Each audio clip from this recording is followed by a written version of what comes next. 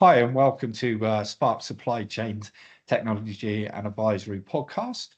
It's the first one, our inaugural one. Really super excited about that. It's called basically Containers, Pallets and Boxes. And this episode, is where did it all go? Did anybody get hurt in the process? I'm your host. My name's Alistair Yates. I've worked in supply chain for about 30 years now. And I'm going to, with my three guests, dig into supply chain, and we're going to go through related to stock loss, security, and safety. So, a quick introduction to my guests. I'm going to let them introduce themselves. I've got Ruth Waring coming in today from Women in Logistics. Super excited that she's come here today. I know it's fairly local where we're recording, but it's lovely to have her. And I've got Gordon and Chris from Anchor Security Systems. And I'm, again, really super excited to see what they've got to say related to security. So I'll ask Ruth to introduce herself first. Thank you very much, Al. So my name's Ruth Waring, and I am a fellow of the Chartered Institute of Logistics and Transport. My business is called RW Consulting, and I do women in logistics as a pro bono sideline. So I'm actually a transport and compliance consultant in my day job. So very interesting, all sorts of different things that I get involved with. I do training. I wrote and deliver the Warehouse Manager's Certificate of Professional Competence with the UK Warehousing Association. I do health and safety. I do operator licensing compliance, and I do 3 ISO standards. So lots of interesting things always going on. And of course, Women in Logistics is a great sideline to have, which I established with Claire Bottle in 2008. And thank you very much for that. And as a logistician with a 20-year-old daughter at university, very supportive of that. Thank you. I'd like to see a lot more women in logistics, because I genuinely think that it's been severely lacking over the years. So thank you. Thanks for coming on. Now I'm going to go over to Chris and introduce Chris. Hi, Chris. How are you? Hello, Alistair, and very thankful to be joining this podcast. My name is Chris Moran. I work for Anchor Sound and Security. We're specialists in warehouse security systems, mainly focusing on 3PL fashion operators, where they're selling high value, desirable items. And in the cost of living crisis, this is obviously quite a high risk area where fashion, beauty, or electronic items or similar things, security is just as important inside the building as it is outside the building. So, and also thrown into that, you have the high churn of temporary staff during peak seasons, which then means there's a double need for security inside the building. And that's really where we focus on trying to optimize those systems so it actually becomes a productivity tool rather than just a static system that sits on the wall. And that's all from me. Well, hopefully not all. I'm sure you're going to say a lot more later on. And over to Gordon as well, also from Anchor. Thank you, Alistair. Yeah, it's good to be here today. And Chris has given us a good lead in, but we specialise in security systems for warehousing and logistics environments, and focusing on what happens inside the warehouse environments and where improvements can be made in health and safety and security, and working out where goods go to and from. Perfect. Thanks very much. Right, let's have a bit of fun. So I'm going to ask the question to everybody. What is the strangest or unexpected thing that you've seen go missing within your supply chain, or the weirdest health and safety accident that you can actually talk about? And I am going to start with Ruth. See how we go here. Hi. Well, one of the first jobs I had when after I finished my graduate training, I started 36 years ago this week with Excel Logistics, now DHL. My first proper job with them was at the French distribution centre for Marks and Spencer's. And we had various weird and wonderful products, but there was a particularly smelly aisle nice smells, but it was very smelly. And we once had something like 3 tons of very, very smelly shampoo just disappear into the ether. I don't know where it went. It disappeared off the system and we never, ever found out where it was. Wow. Sorry, wow. I forgot to press my button there. That was so funny. There was must be a lot of people with some very good clean hair. Clean hair in France, exactly. Yeah, brilliant. Right, next one. Let's see where this goes. I'll go to Chris. Well, this is a very odd one in the sense that we were doing an exhibition, and one of the people that actually came to the stand when we were displaying all the different types of technology we did, but he left the stand without his phone and couldn't find it. Thankfully, we were very quickly able to find it because of our tracking systems, and we actually approached him rather than him realizing he had lost his phone. So very simple, real life, very practical way that things can actually be found very quickly. Brilliant. Thanks for that. And I'm not sure where this will go, Gordon. I'm sure you've seen many things as well. We've seen a few things, not necessarily with our eyes, but from our customers. We have an interesting one in the fashion industry where fashion items, attractive items, particularly things like jumpers and coats and overcoats, are being worn out of premises when they weren't worn into premises. So the systems were being put in place to make sure that the garments they were wearing when they left were the same garments they had when they came in for very expensive high-end items.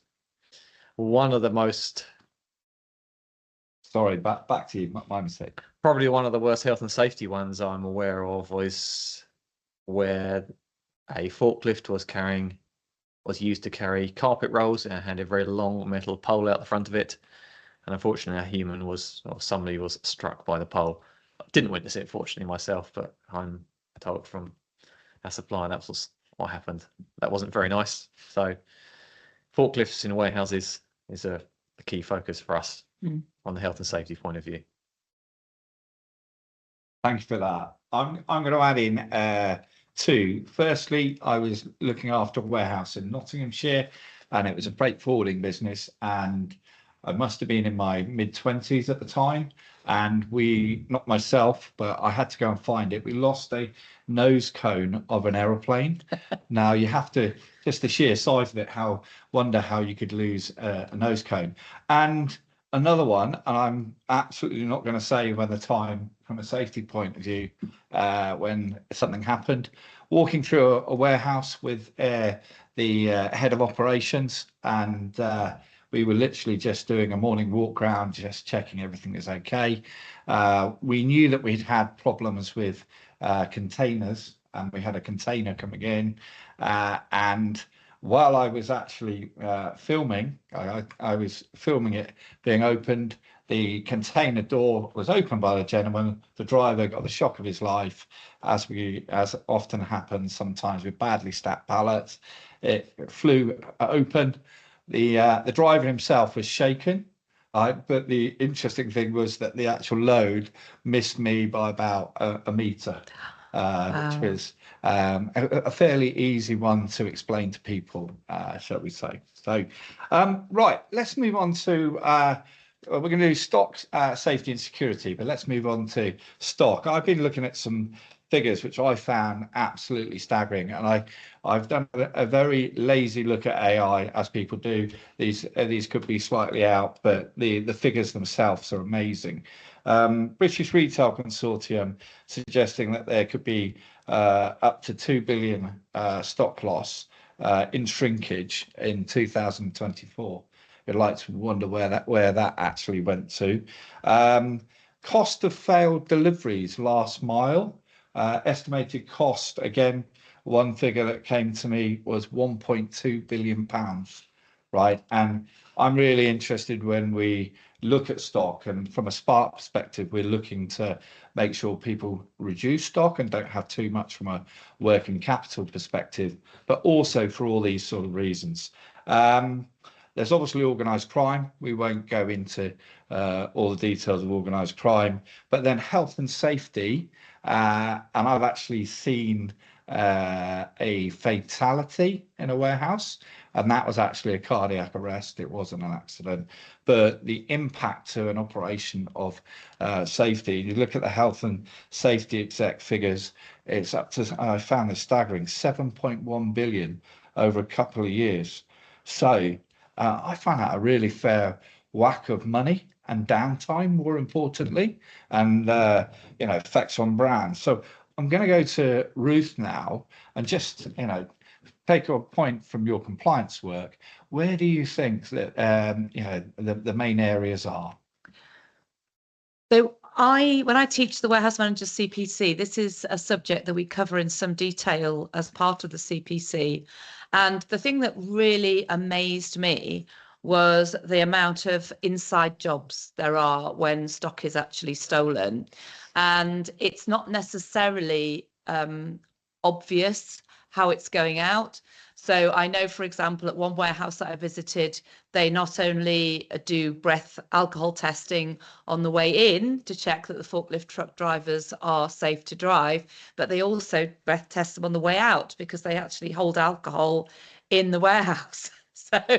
So the risk is actually that they get drunk at work and sort of drink the product and then get out. So that's one of the interesting things. The other interesting thing is that we talk about the motivation why people steal from their own employer, which I think is quite an interesting psychological phenomenon. And a lot of it is because people feel that it's a victimless crime. I think that's one of the big issues. So they don't see it. They think, oh, well, the insurance will pick this up. The company doesn't actually suffer. But of course, every single thing has a knock-on effect. So if you have an insurance claim, next year you will pay more because you'll be seen as a greater risk. So every single theft, even if it's a relatively small thing, does actually eventually have an impact, not only on the business, but of course on the long-term sort of future of the jobs in that business. So you are eventually only harming yourself. So I think that's an interesting one. The other thing is when people are sort of mildly disgruntled, not disgruntled enough to actually get another job, but mildly disgruntled enough to steal something as a sort of, I'll show you, I'll get back to you in my own sweet way, and I'm going to steal this stuff. And you do hear stories of people stealing enough parts for a car that eventually they can build their own car. And there's all sorts of stories of people stealing stuff. But I think it's very much this actually understanding what the motivation is, because I think there's also a lot of it where people think, well, if somebody else is doing it, it's acceptable. A bit like, sort of people expenses scandals where they say, well, everybody was doing it. I didn't realize it was wrong. And I think that's a part of a problem with a culture where if you see a colleague doing it and getting away with stealing things from a warehouse, then you think, well, it's obviously just normal. And even if your moral compass says it's wrong, you eventually start thinking, well, it's obviously okay because they're turning a blind eye. Maybe it's accepted as a perk of the job. So those are some of the interesting motivations for why people steal from their own employer. Brilliant. And I have to say, I absolutely concur with you in terms of things that I've seen, and the disgruntled employee aspect, and dare I say, organised crime, shall we say, is a major factor. On that note, I'm going to bring in Gordon, because I'm sure Gordon's got some stories to tell. Yeah, it resonates very much, Ruth, what we've discussed already, and we hear of these stories, I was going to say almost daily, not what we like to, but we have a customer who sells food products and they call it grazing. Yeah. And the impact, of course, is far beyond the actual cost of the product lost. In this environment, the product loss may be very, very small, and possibly the perpetrator thinks, oh, it's £1, it's £5, it's 20 pence, it cost me nothing, it's even cost less to my employer. But they probably don't realise that by doing that, they breach the whole supply chain. So when that product potentially arrived at their customer, the customer or the 3PL is not even their product, it arrives at the customer, the box is opened, there's something missing.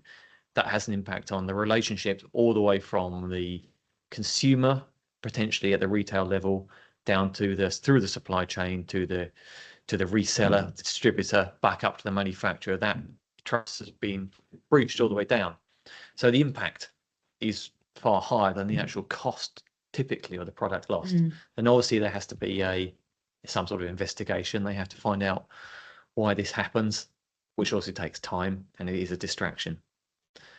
So we see technology helping in that regard to prevent that kind of behavior as a deterrent, and then as to preventing that getting worse or spreading. Cool. And I'm really interested because I know that we've also got Chris here from your business, and I know that he's been looking at some of the practical elements of it. And I've seen it firsthand myself, where people have said, no, we did deliver that. And it's like, well, something was either taken out of the box, or dare I say, awkward thing to say, customer, we know we delivered this because we've done some checks. And I think this is where Chris comes in, because I think you've got some really cool software on that area to actually evidentially show that you have delivered, or at least sent out what you sent out. Yeah, so what we have is a technology we call video audit, which is a AI camera, and typically it's placed above a packing bench or packing area, which then allows you to see exactly how the parcel was packed, exactly what went in that parcel. Not only that, it's date stamped with that exact consignment number, which means it's instantly searchable, which means whenever you get a claim or you want to check back on that individual item, you can type in that code and it'll go straight through to that bit of footage. You can see everything around that parcel, exactly how it was packed, what went in there. That means that you can see how the goods came in. You can see how it was packed and picked, packed and sent out. But then the next thing is what happens in transit. And the other thing is what happens when the customer opens it. So now we've got the proof of exactly how it entered our care, how it left our care, and then it's down to the transit and the actual customer. Cool. And I'm going to ask a question here in terms of the compliance with Ruth, in terms of you can manage one part of the supply chain, right? And I've seen it, I've been there, and I've done what Chris has suggested. But how do we see that, Ruth, across the whole supply chain with, you know, lots of business to business or business to consumer organizations out there? How do you think we can get that chain more secure? Well, obviously, one of the big areas is trust. And if you've got that technology that you can prove that something has happened, it's an awful lot easier to trust somebody, because otherwise it's always going to be he said, she said. And I think that element of the fact that you can check. And obviously with supply chains, one of the big things is a chain. So if the weakest link is somebody potentially stealing something further up the chain, as Gordon said earlier, there's going to be a knock-on effect all the way through. So I think it's really, really important that this technology can help engender that trust between those links in the chain, and the fact that it's not somebody's opinion. You can just immediately go to the evidence, and that evidence is vital. So we can have ISO 9001, we can have BRC, food storage and distribution, all of these standards, but this is the absolute icing on the cake. So we can not only show that somebody has physically checked that off, but we've then got the proof that you can see with your own eyes what's actually gone on. And then, of course, further on down the chain, then you can say, well, we know that between here and here, this is where the problem happened. And that gives us so much more opportunity to actually find what's gone on and find the culprit, if there is a culprit. And I think, you know, the other thing that you mentioned, Gordon, is contamination risk. You know, once somebody's broken open a box, that's probably got some sort of seal on it. There'll be all sorts of issues around product security, maybe food security. So there's, as you said, a lot more risk within the supply chain than just that one person doing something that they feel is okay. So I think it's that having that sort of link and having that checkable, auditable link is vital.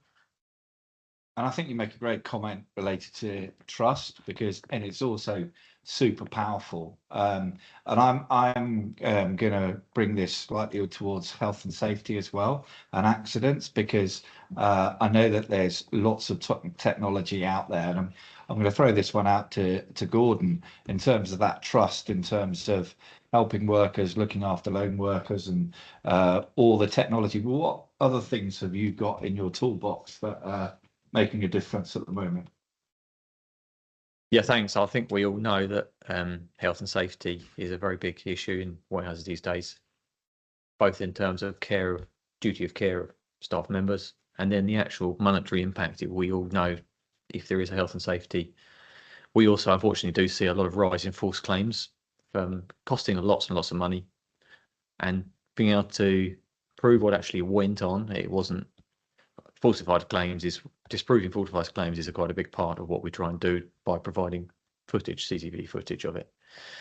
In terms of the health and safety risks, there is increasing availability of AI technology to do lots of interesting and exciting things. So we can detect slips, trips and falls. If somebody falls over in a warehouse, we can receive a notification instantly that happens. We can look at areas where there may be a conflict between vehicles and people, typically forklift trucks and personnel in the same area where they shouldn't be in the same area, or it's not confirmed by policy. We can confirm or look at where personnel are in the wrong area, so they have a designated area of personnel should not be in there. And the more advanced AI technology looks at things like holding handrails within a particular area. So walking upstairs, the policy says you should hold a handrail. Entering a vehicle, this policy says you should have 2 points of contact to enter. And some other increasing things around the use of AI in vehicle movement as well, checking that trailers are hitched, checking that loading is carried out appropriately with appropriate number of straps on the appropriate loading on the back of a lorry or a truck. And the technology moves on, and there's lots of interesting thing happens, and almost whatever you want to do, the technology can be used to that end. Thanks for that. And I find some of those areas really interesting. I'm just wondering, I'm going to throw this one out to Ruth. What do you think the appetite is out there? Because technology is expensive, inverted commas. Obviously, there's cost-benefit analysis for doing certain things. Do you think there's an appetite in, for example, the UK Warehousing Association, the road haulage industry, to actually do these investments and get some payback, shall we say, and some safety? Absolutely, I think there is. One of the biggest challenges in any logistics operation is getting people to report near misses. Near miss reporting we talk about the accident iceberg. So the iceberg you can see above the waterline is the tip of the iceberg, which are the actual injury accidents.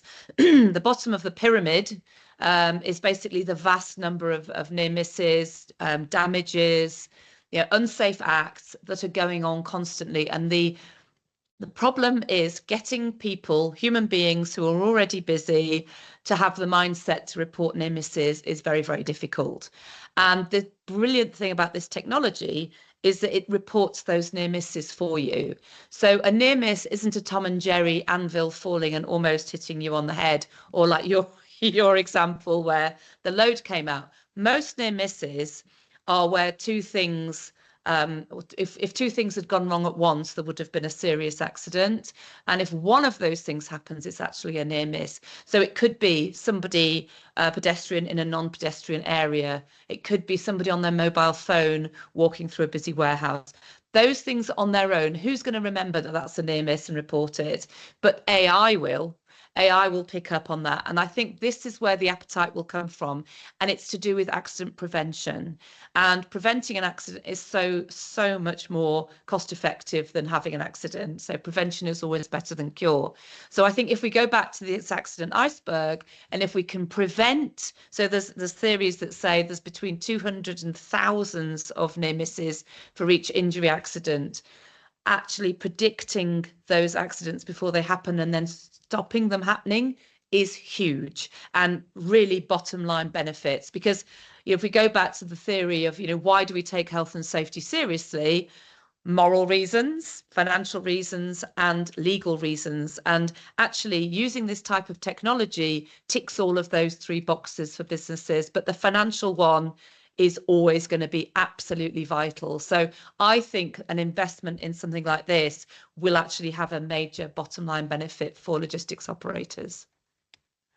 Yeah, I absolutely agree. And I'm really interested about the psychology of it in terms of, we don't want drivers to fall asleep at the wheel, that sort of stuff. So there is that protectionism, but we also need to be cognizant in it of not putting people under pressure. But then if they're doing the right things, they shouldn't feel under pressure, shall we say. So yeah, it'll be interesting to see how it develops. Can I say something? Yep. So the other thing I want to just say is, I think everybody's got used to using cameras. So cameras on drivers, so HGV drivers, risk of falling asleep at the wheel. We've also got used to dash cam footage, picking up potential accidents, vehicles coming around corners, harsh cornering, etc. We have those reports already on HGV drivers. This is just the same technology, but using it in the warehouse setting. And I think that's a really important point. It's not scary. It's not kind of, weird stuff. It's things that businesses are already using in another context. It's just applying that in a slightly different way. And I think people need to get their head around that this is AI for good. And that's a really important point. Absolutely agree with you on that. I have a tracker in my own car. Actually probably makes me drive much better, I'm going to say. And then after a while you forget that it's there. So I'm with that. Right, I'd like to say thank you for answering all those questions. I'm going to go to a quick fire round, right? Just for a bit of fun, pull things together. So again, I'll start with you, Ruth, and I'm going to come to you, Chris. But Ruth, very quickly, worst supply chain myth. Oh, that's a good one. I think You need to press your buttons. Oh. I honestly haven't thought about this one, so can you go to Chris first? Right, okay, so we're going to go to Chris. What's your favourite bit of tech?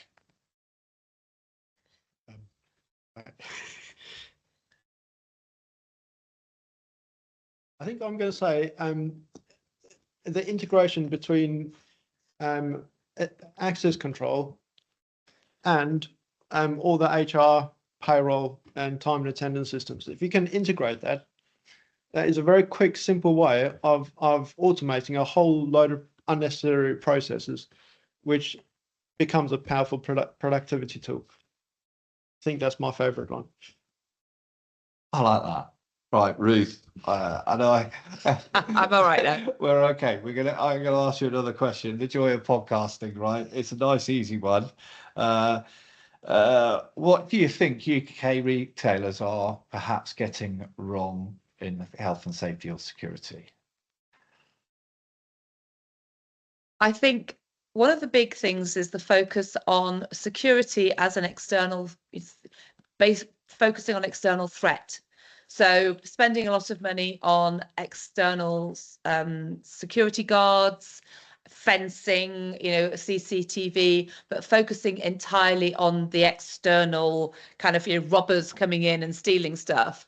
Actually, I think a lot of it is thinking differently about if you were going to try and smuggle something out of this warehouse and you had a lot of time to think about it, like somebody doing a picking job, how would you go about doing that and getting inside the mind of the temporary agency person who's thinking, actually, this is a really serious potential. Yeah, I can get some stuff here. So it's getting into the mindset rather than think of the external factors.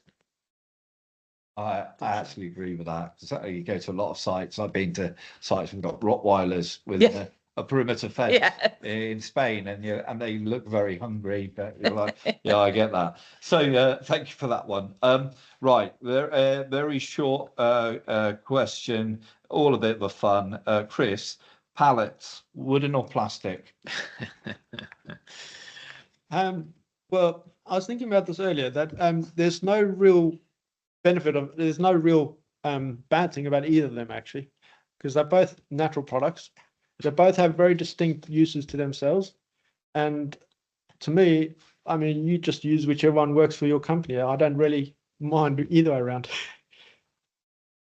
That's a great answer. Gordon, drone deliveries, future or fad? I think that is future, and probably not very far away.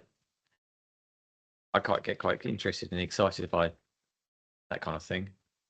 We look at how far drone technology has progressed, in probably mostly driven by the technology of war, which unfortunately is the case over the last even 5 years. I don't think such things are very far off at all in terms of commercial deliveries by drone, manned or unmanned. That's my take.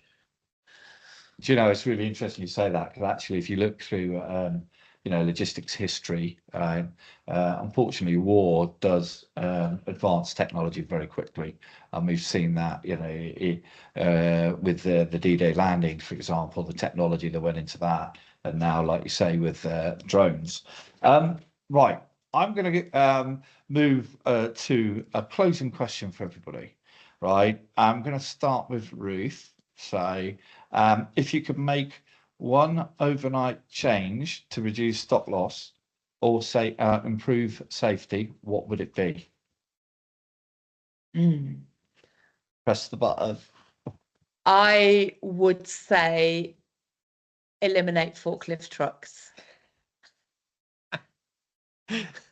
Yes, I can agree with that. I've had a few near misses in my time, I'm sure. Gordon, same question.